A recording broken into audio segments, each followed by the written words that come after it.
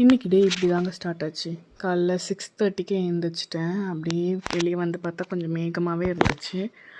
அப்புறம் எப்பயும் போல் டீ போட்டுடலாம் அப்படின்னு சொல்லிட்டு ஃபஸ்ட்டு பாலை வச்சுட்டேன் அடுப்பில்.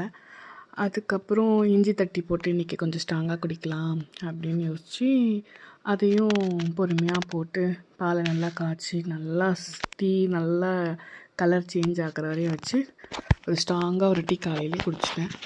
அப்புறம் இன்றைக்கி டிஃபன் என்ன பண்ணலான்னு நைட்டே யோசிச்சிட்டேன் இன்றைக்கி என்ன பண்ணலான்ட்டு. சரி, ராகி மாவு இருந்துச்சு, அதனால ராகி புட்டு வச்சிடலாம் அப்படி சொல்லிட்டு நிறைய தேங்காய்லாம் வச்சு மார்னிங்கே புட்டும் வச்சுட்டேன். அப்புறம் நேற்று அப்லோட் பண்ண வீடியோவுக்கு எங்கள் அம்மா திரும்பியும் எனக்கு ரிவ்யூ கொடுத்தாங்க. எப்படி இருந்துச்சு, நான் ஆல்ரெடி போட்டிருந்தேன்ல, அதை பார்த்துட்டு எங்கள் அம்மா இன்றைக்கி நல்லாயிருக்கு, நல்லா கழுவிருக்கேன் அப்படிலாம் சொன்னாங்க.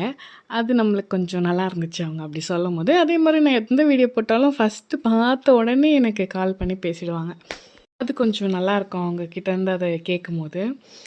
அதுக்கப்புறம் அவ்வளோதாங்க. டிஃபன் முடிஞ்சதுக்கப்புறம் மதியம் கொஞ்சம் நேரம் ரெஸ்ட்டெல்லாம் எடுத்துகிட்டு அதுக்கப்புறம் மதியத்துக்கு பாவக்காய் ஃபஸ்ட்டு நான் என்ன யோசிச்சேன்னா ரசமும் வச்சு பாவக்காய் கூட்டு வைக்கலாம் அப்படின்னு யோசித்தேன்.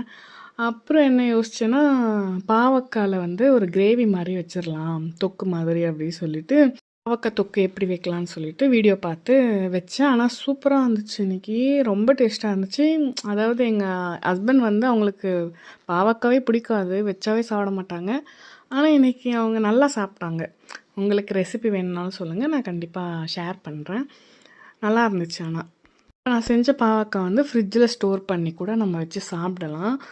அவ்வளோ நல்லா இருந்துச்சு. ஏன்னா அதில் புளி எல்லாமே போட்டு வச்சதுனால அது ரொம்ப சூப்பராக இருந்துச்சு.